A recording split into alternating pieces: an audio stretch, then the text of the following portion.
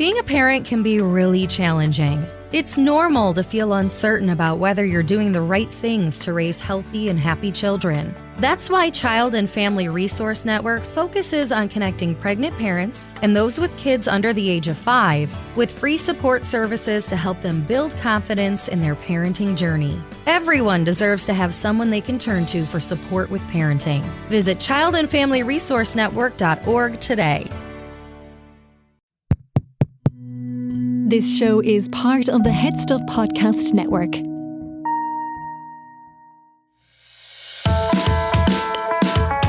Hello, I'm Niamh Kavanagh. And I'm Gearoid Farrelly. Welcome to our show. Oh my God, that was like we did in unison. I know, it was so unexpected.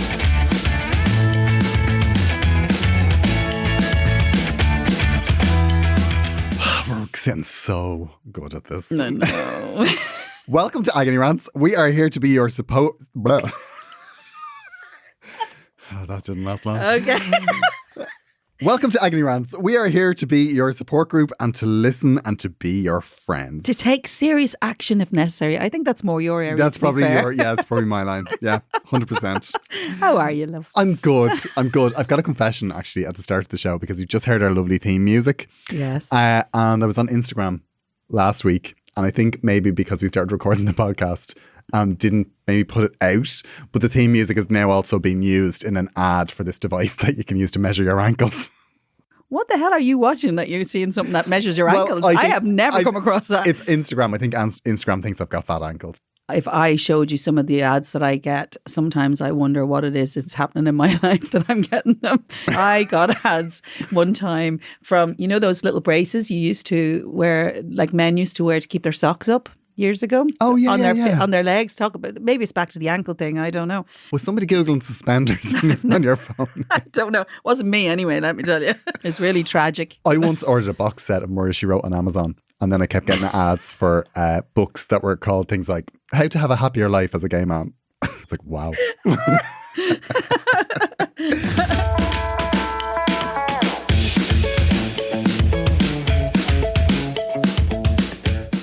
So this week, our topic is, like we did a bit of a shout out to see about wedding stories. And I kind of, honestly, I wasn't ready for this. I mean, I forget that loads of people do get married. Okay. It's a thing. Yeah, I know. I don't. Not my bag. Is it in your plan? Well, I mean, it's always in my plan, but you know, there's lots of things. Like a major lottery win is also in my plan, Niamh. You know, running for president, also in my plan. Listen, you're not allowed to do the president thing. You can do the lottery thing and then you can fund me for president because as a national treasure, 100%. I'm so much better at hoovering and there's a lot of hoover in ours. Yeah, there's a lot of hoovering in the ours. A lot You'd be great. You can follow hot on the heels of Dana. I won't have a bad word said about her. Oh, I love Dana. I love she's her. Lovely. Yeah, she's really nice. Yeah. I met her once. She was sewing. I've met her lots, to be fair, amazingly. Because we live in the same house, you know, all of us spinners. Yeah. We all live in the same house. Victory Towers. Victory Towers. Victory Towers on Hold Me Now Road. Yeah. I was going to be, you know, I was in kind of the top layer until 2010. Then I had to move down a couple of levels because obviously I won one, didn't win one. The other, only Johnny was in the penthouse. Oh, yeah. But the thing about it is, Niamh, you're the youngest Eurovision winner. Forever. No, that's not true. Emer. Oh. That's you out of the Eurovision club. Oh, dear. I'm so sorry for you. So you're the second youngest. Thank you. Eurovision winner. Okay, well, I mean, the natural order of things is you're just going to keep moving up the billing. So don't worry about losing one because, like, I mean, you know, in 20 years' time, is everybody going to be on the bill, Niamh? Yeah. You're going to move up. It's the way the world works. Oh, my God. The way the world works. So tell us, Niamh, about your wedding. Okay. Did your dad give you away? Yes, he did. Oh my God. He did. Very gladly, actually, because I was in my mid-30s. He was well ready to get rid of me. I only wanted 40 or 50 people at my wedding because everything else in my life has been so public. So that was a big deal. Okay. So nice. Yeah. So actually, that's all we had. We had maybe 50 people, 50, 58. You were still at the fan/friend. Yeah, it was injuncted. Yeah, I wasn't allowed within like 500 miles of the ceremony.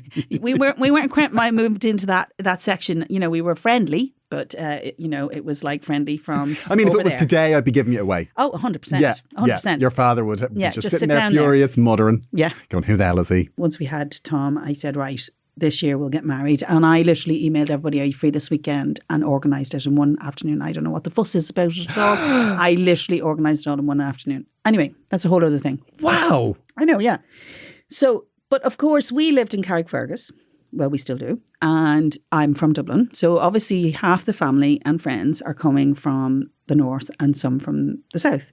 So we decided to be incredibly cross-border fabulous and get married in Dundalk, which is kind of halfway between. The level of practicality going on here, Niamh, it gets better. Very impressive. It gets better. Well, obviously, because we'd had our children and Paul is a divorced Protestant, so not allowed to get married in a church. So we didn't get married in the church. So we got married in Newry Town Hall. So we have both sides of the border sorted. We should have got a grant for our wedding. All right, I'm telling you. Yeah, 100%. I was just thinking that, Niamh. Like, It's an example of how it should be done. Except, in order to get married in Newry, you had to be resident. One of us had to be resident for 10 days when we put in the application. Right, so we had to be resident. In Newry. In Newry. And so at the time, Tom was maybe, let's say Tom was about 6 months old. And Jack was a year and a half. No, he would have been 2.5 at that point. And so we had recently decided we've been going in his mother and father's old caravan.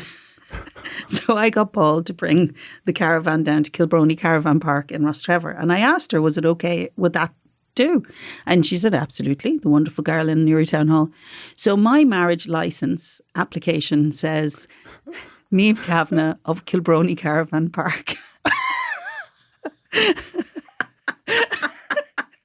So I actually got married from a caravan park. And that is a true story, 100% story.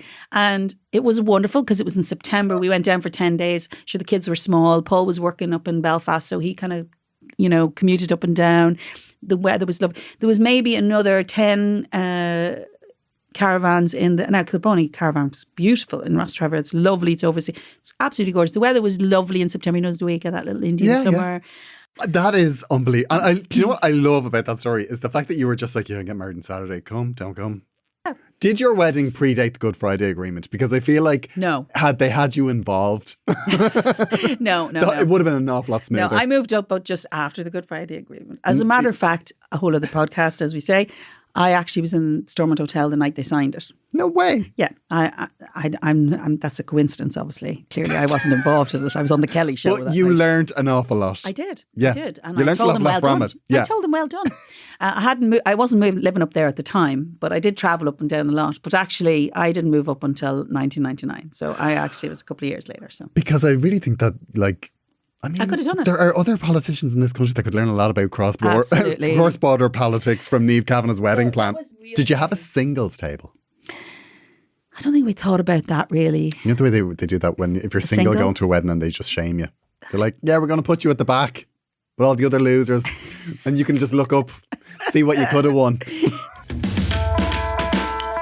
But anyway, yeah, that's my wedding story. And we had a really fantastic time. And I have to say, it was brilliant. And, all of my friends and family had a great time. But actually, it was very informal. The only formal thing I had was the cake. My take on weddings always is that the initial starting point of a wedding, like when you receive a wedding invitation, I don't think anyone goes, oh, brilliant. I think everyone goes, oh, God, how much is this going to cost me? Yeah, it does cost a lot of money. It's bonkers. I said we went to 17 weddings in 2 years. God, you're popular. I don't think I've ever been. I got invited to a lot after Eurovision. I'm not going to lie. Yeah, I've been asked a couple of times to be 3 times I've been asked to be best man to somebody that I'd never met because they wanted like a comedian to give the speech. Yeah, well, now the speech is fraught. That's depressing. Do you know what? I gave the speech at my wedding. Did you? Mm-hmm. The bride speech. My sister did a bride speech. Mm. It's a thing. Yeah, well, funny enough, Paul and I'd wasn't... say, how long did you do? Oh, a long time. But I'd say you were coming in at 45 minutes. Yeah. No, it wasn't too bad. It was very emotional. And then I obviously got a few hits in it. And the funny part of it was Paul when you say hits, were you I said I got a few things. Like revenge? Yeah, little moments. I love little it. funny stories. You know the way I like to tell a story is, it's always masked like it's going to be a lovely thing, but it's not always.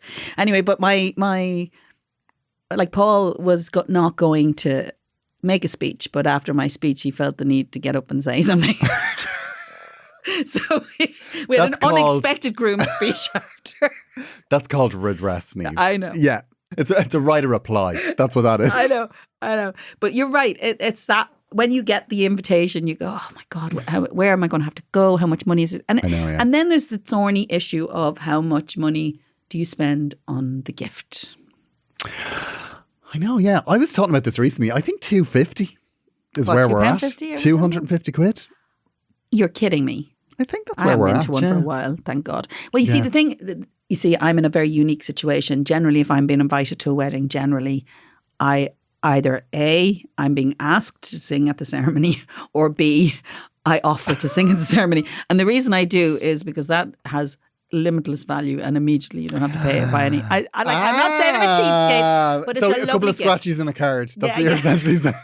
No, I think it's actually when I invited people to I specifically said, do not want gifts. The gifts will be you coming to stay with us. So do it one night or 2 night. Tell me which it is. I have it booked out. You just tell me. But I actually don't want anything. We had a house. We had stuff. Everybody has their stuff now. Yeah. They don't need, Niamh, I'm just going to say this. If I ever get married, you want stuff. I want a present. I want a present. I want it to be a financial strain for at least 3 months beforehand. And also, I won't book you to be the singer because I think you want to have a lovely time. Oh, yeah, but I would be very annoyed if you don't get up and do 20 songs. If at 11 o'clock there hasn't been a couple of hits rolled out, we'll have a conversation. Okay. I actually had this horrible experience at a wedding. It was my cousin's wedding, where, the throwing of the bouquet. Did you have a bouquet? Did you throw a bouquet? I had a bouquet. I did. Did I throw it? I can't remember if I threw it. My cousin threw the bouquet, and this would have been back now. I was probably in my 20s, and I was, only just coming out, and the bouquet landed at my feet, and I picked it up, and the whole room turned to me. And I had this panic of like, oh my God, I'm the gay cousin that just caught the bouquet. And I panicked and I did something that will haunt me to the day I die. What did you do? I threw it back. Was there a gasp in the room? Tell me there was a gasp. But I threw it back with the all of these girls that were like savages trying to catch the bouquet. I threw it back as if throw it again. Okay, that was my question. thinking. But when I threw it back, the bouquet landed at the bride's feet and shattered like glass. As soon as it left my hand, I was just like, I've made a terrible mistake. Yes, you have. And it shattered. It began with you standing among all the women. You can't tell me any different now. I don't care. You may say you were at the back of the room, but you were hopeful. I know. Somebody love me. Oh my God. So next one is from Tina. I don't know if Tina wants her name said, but anyway, Tina, at my wedding, the best man got absolutely hammered. That's a shocker. And ended up having a fight with his girlfriend who was at the back of the room. Well, I think the fact that the girlfriend was at the back of the room says everything at the start. She shouted up that he should stop talking because he was drunk. We know people like that, don't we? Yeah, I love that attitude. I know, I love it. And he told her that he would be finished when he was finished. That's a good Irish attitude. And that he'd never marry her. She dumped him the next morning, but stayed for breakfast. Legend. So she stayed for our breakfast. I don't blame her. I don't blame her. No, I don't blame her. Because the price you pay for a hotel, you pay for a hotel when it's a wedding. Because the other way they do that thing, it was like, is it a wedding? Oh yeah, then sorry, it's like 70 quid extra. The thing is, if it's a nice hotel, it's a good breakfast. Exactly. And let's be honest, we all get the value out of the breakfast in the bed if we're having bed and breakfast. Anyway, you absolutely rinse it. You eat it. things. Honestly, I went on tour with Menopause the Musical and we were in hotels everywhere. And every morning for a while, I was getting up eating the full Irish, you might say. And actually, I thought by the end of it, I was on the porridge because I couldn't cope. You eat so much on a bed and breakfast. Yeah, I wouldn't have left without my breakfast. Well done, Tina. She left without the man. Those best men speeches, they're horrific. Oh yeah, they're actually a minefield. And if you're listening to this and you're going to make a best man speech, don't have a drink. Also, just don't. Have your speeches before dinner because then you have to be able to eat your dinner. Right? That's a really big one. I once went to a wedding and there was 2.5 hours of speeches. That's too much. I'll never forget it as long as I live. It's too much.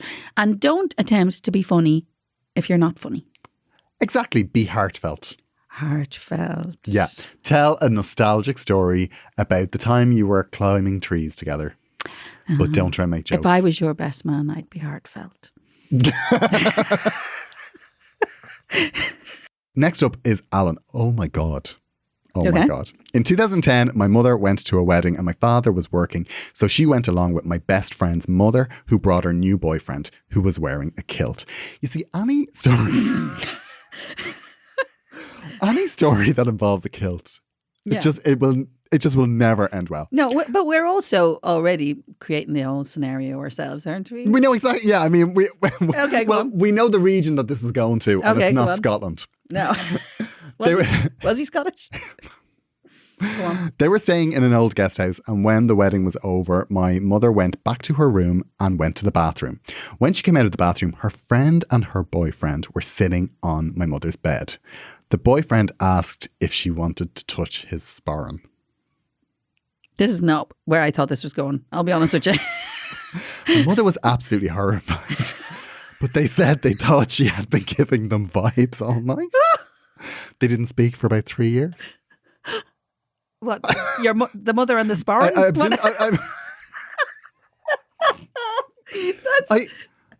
I presume it's the mother and the best friend's mother. Oh my gosh. Vibes? But you know what I think is incredible about this story? Is that she came home from a wedding and went, your best friend's mother wanted me in a three-way.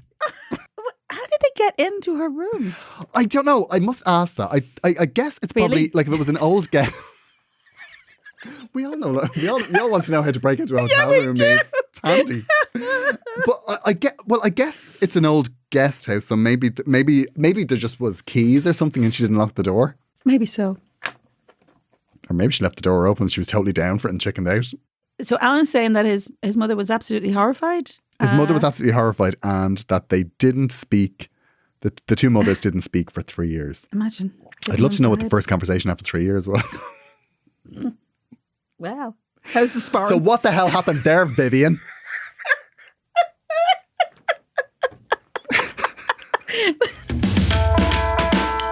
Oh no, the next one is very short.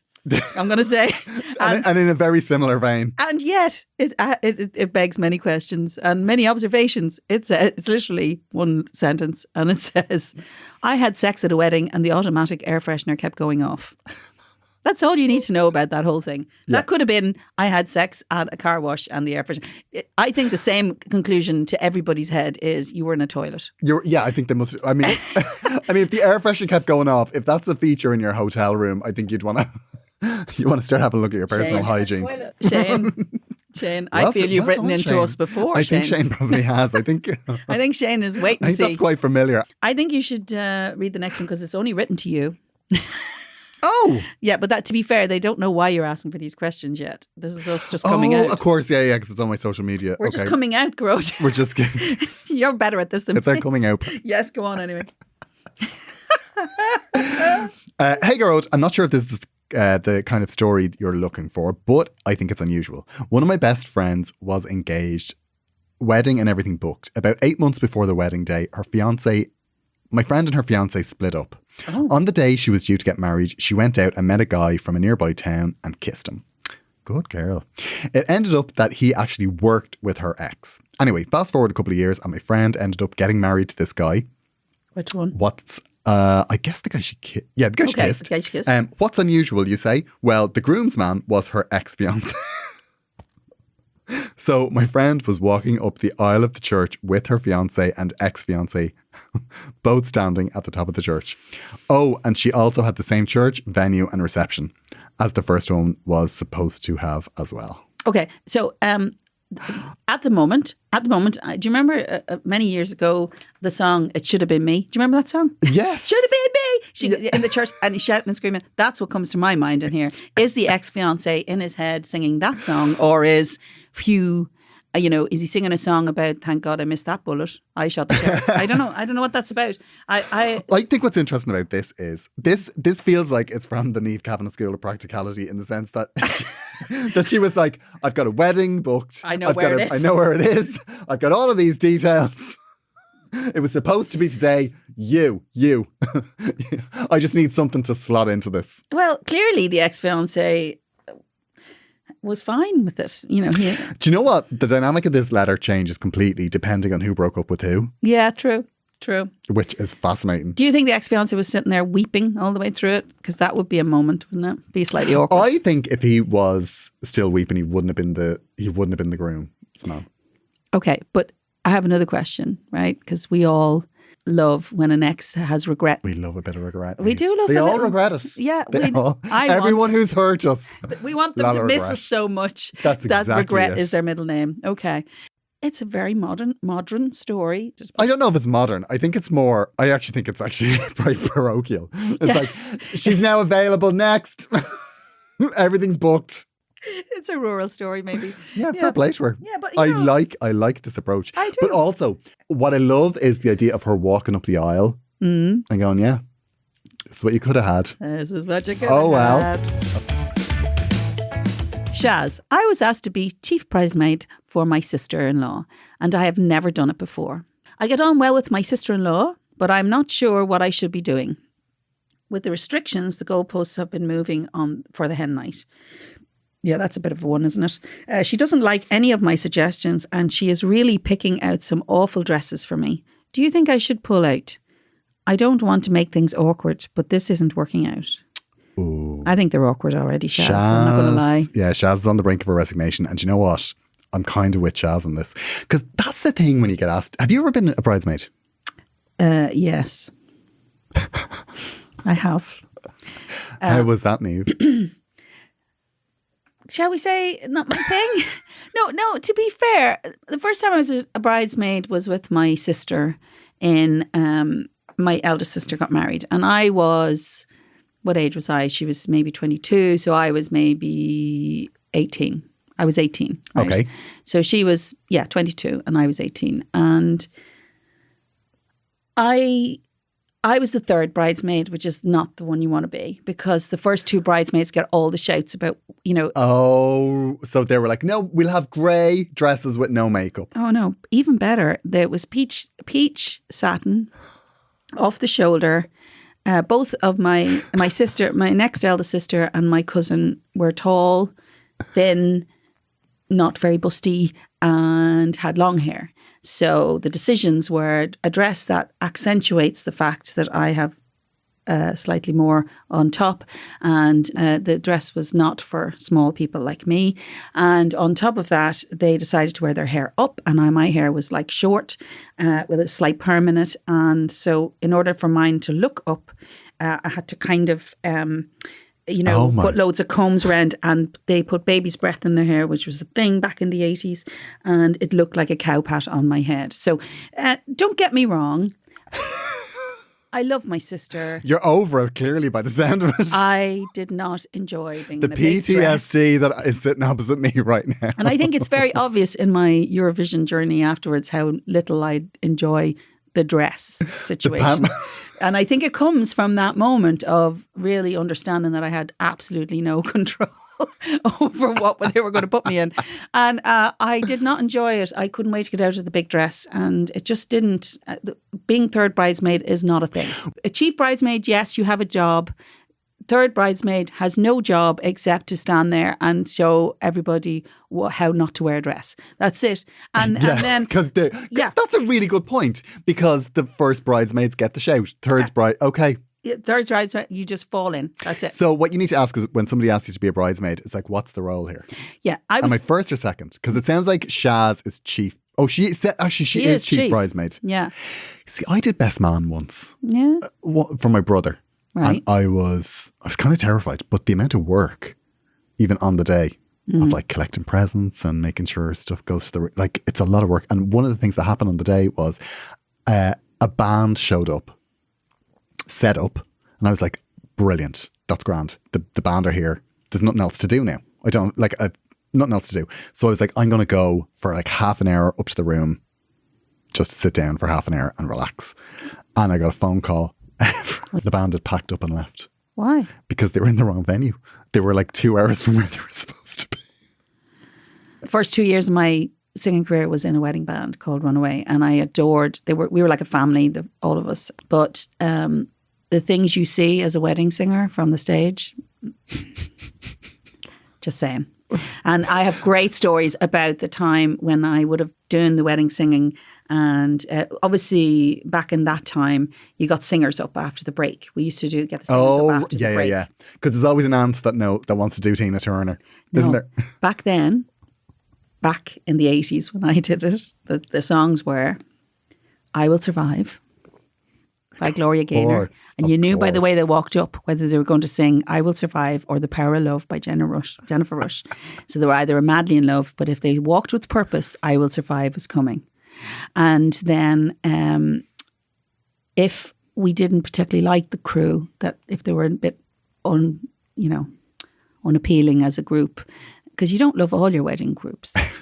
You don't. At that level, you don't. And the funny part was at the end of it, if you didn't, you sang Summertime before the break and at least 4 people left because it was their song.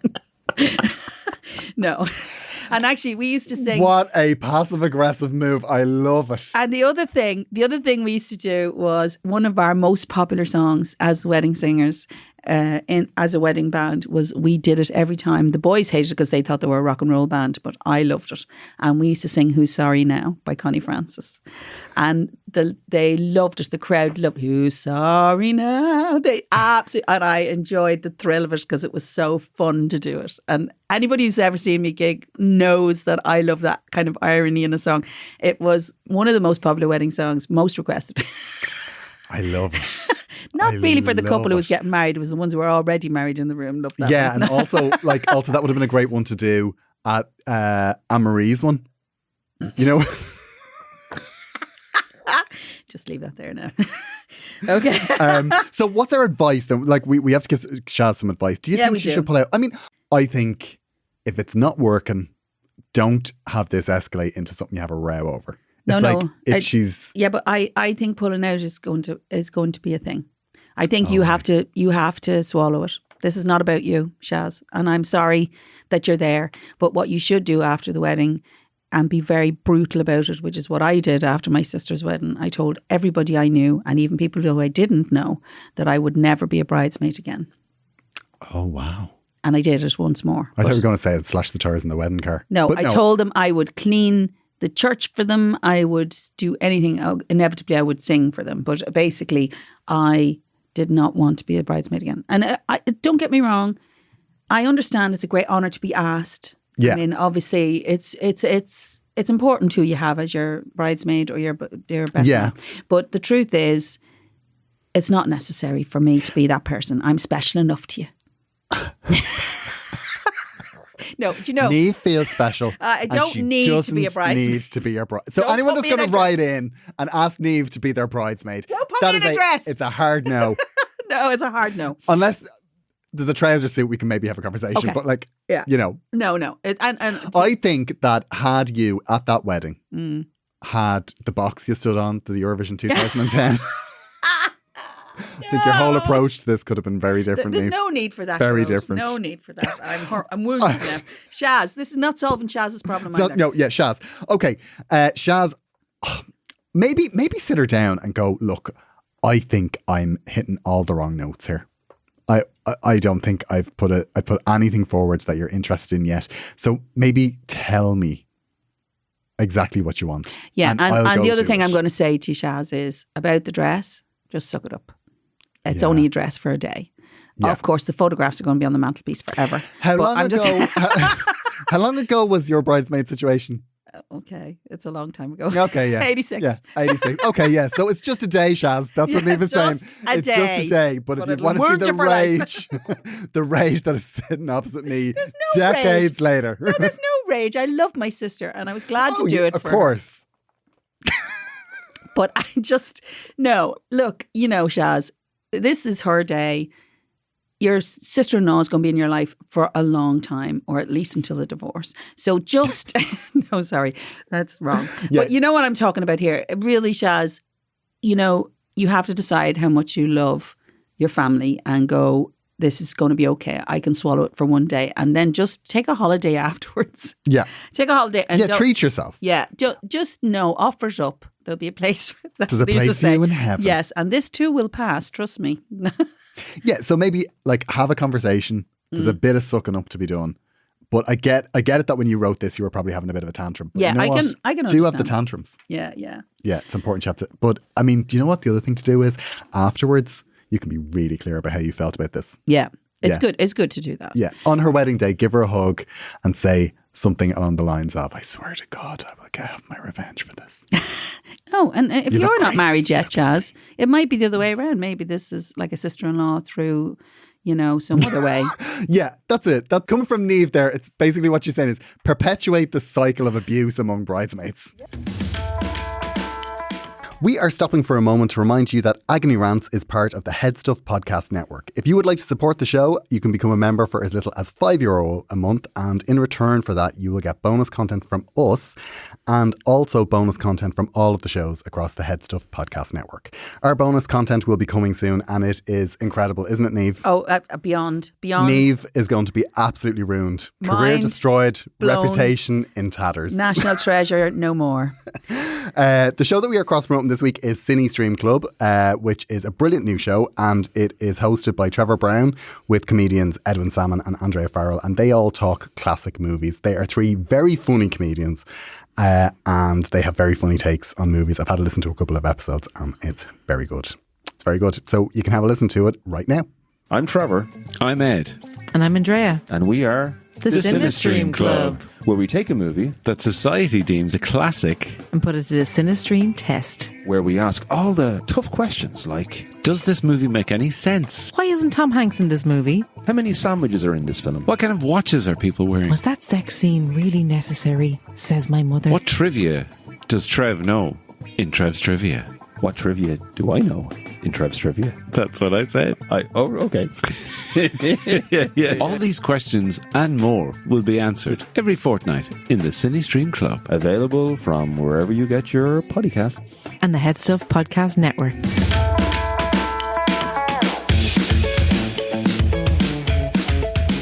And so, what is our general feeling about weddings? Well, I've been completely put off. I mean, nobody said anything. I've heard nothing that makes me want to ever go down this route. Not even my lovely story about how happily I've been married for a long time. Yeah, but you're very happily married. Yeah, I am. Absolutely, you I are. And For at least, hold Good on. for you. How old is my Good for you. How old is my youngest son? Yeah, for at least 18 years. Yeah. But no, I'm just saying, Gearoid, there's a lot of wonderful things about wedding days. And actually, the things that people talk about afterwards are not the lovely things necessarily. They're often quite the funny things. So, I say just go with it. Weddings are just what they are. Weddings are whatever you want them to be. And let's be honest, you and I are available for hire for a lot of money if at a push. I don't know, Niamh. I mean, I think stand-up comedy at a wedding, I don't think It's a thing. It never It's a goes thing. well. And these days they can't dance at If weddings. you're going to do it, just hire Riverdance. Hire Riverdance. That's what to do. There's always a couple of that'll come and do Riverdance. Riverdance. That's a thing at weddings. After the speeches, it'll be like I was out of weddings by then. dancers get up. Think about it. I was out of weddings by then because Riverdance happened because of me. I won. Do you know? And then I gave Riverdance to the world. Do you know what? Okay. I've that's always not entirely true. said this about Niamh. It's her humility. That's what it is. Gearoid. That's what makes you a national treasure. It's her humility. Anyway, so Thank you so much for listening. yes, we love you so much for listening. And I hope to God you're going to listen to more. And more importantly, when we put up a category, please send us lots of interesting Send us your stories and your secrets and your problems. I mean, we're getting problems now, so we'll do problems. We do problems. agonyrants@gmail.com. Sometimes we'll do stuff on Instagram. I'm at Gearoid Farrelly. Niamh is Niamh Cavan 93. That'd be me. And you can send your stories through to us. And there will be bonus episodes coming later in the season. Yes. So thanks for listening. We'll see you soon and look after yourselves.